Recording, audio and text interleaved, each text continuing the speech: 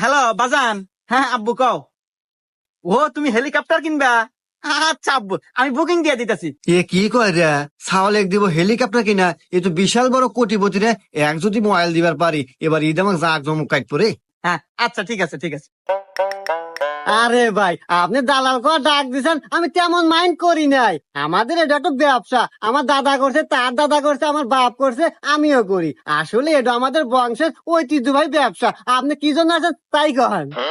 আসলে ভাই আপনার মতো দালালের কাছে আসা যদিও আমার সাজে না, তারপরেও আসলাম বুঝে আপনার ভাবি আল্লাহ খুব শখ করছে গ্রামে এবার একখান কুরবানি দিব, তাই আপনার কাছে আসা। আপনি একটু দেহা শুনে ওই ভালো একটা গলের গরু কিনে দিবেন। তো আসলে ভাই গ্রামে ঢুকেই লোকের মুখে শুনতে পেলাম যে আপনি নাকি খুব বড় নাম করা দালাল। হাই মিয়া, নাম করা মানে?